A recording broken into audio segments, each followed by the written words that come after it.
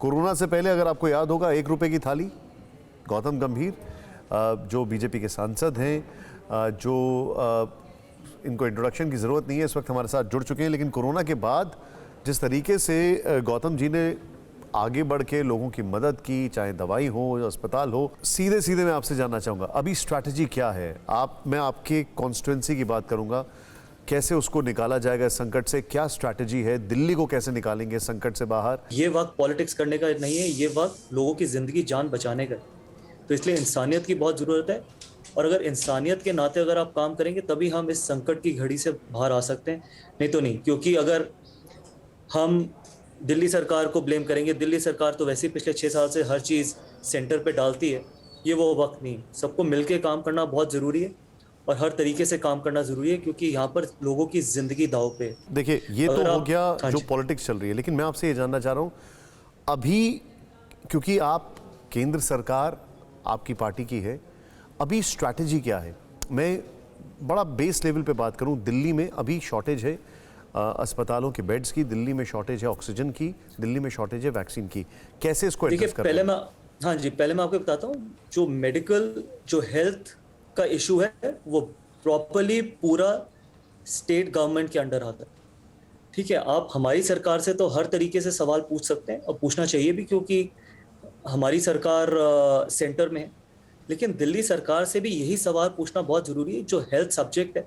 आपने पिछले 1 साल में, छोड़िए 6 साल में तो आपने बहुत बड़े बड़े वायदे किए थे कि आप 100 अस्पताल खोलेंगे, 100 स्कूल कॉलेजेस, पता नहीं कितने फ्लाईओवर्स खोलेंगे। उसकी बात छोड़िए, वो तो पूरी दिल्ली की जनता को पता चली गया कि पिछले 6 साल में आपने कितने हॉस्पिटल नए खोले।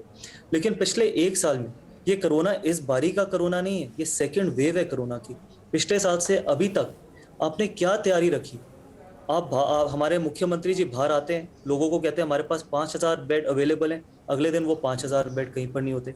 ये जो पैनिक सारा क्रिएट हुआ है दिल्ली में, शायद अगर हॉस्पिटल बेड्स की कमी ना होती, या फिर ऑक्सीजन की कमी ना होती, या फिर आराम से लोगों को ऑक्सीजन मिल रही होती, वेंटिलेटर्स मिल रहे होते, तो शायद इतना पैनिक क्रिएट नहीं होता, हम बहुत लोगों की जिंदगी बचा सकते थे। अगर मैं ग्रिट और प्लानिंग की बात करूं तो अभी थर्ड वेव से बचने के लिए आप क्या प्रपोज करते हैं, क्या करना चाहिए? सबसे बड़ी सच्चाई ये है कि वैक्सीनेशन ही एक सबसे बड़ा सोल्यूशन है। लेकिन अगर आज आप ये बात करते हैं कि हम 130 करोड़ लोगों के लिए वैक्सीनेशन एकदम मिल जाएगी, तो वो इम्पॉसिबल है, धीरे धीरे ही लगेगी।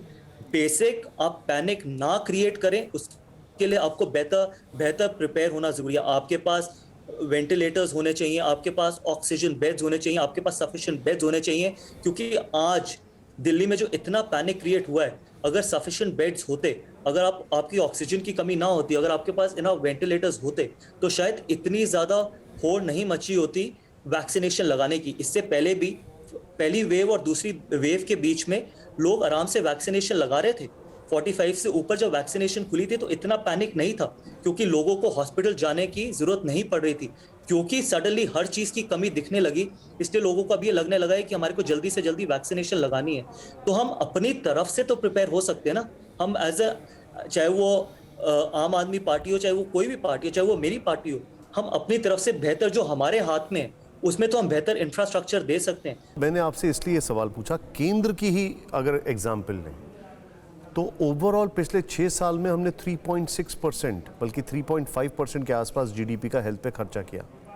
उसमें भी कंट्रीब्यूशन केंद्र का सिर्फ 1/3 है। अगर हम बात करें जीनोम सीक्वेंसिंग की तो उसके लिए कमेटी बनाई गई बाकायदा, 10 लैब्स को इन्वॉल्व किया गया और वो सिलसिला शुरू हुआ फरवरी में, जब कोरोना की सेकेंड वेव ऑलमोस्ट आ चुकी थी। 65,000 करोड़ का आपका बजट है साल का, 65,000 करोड़।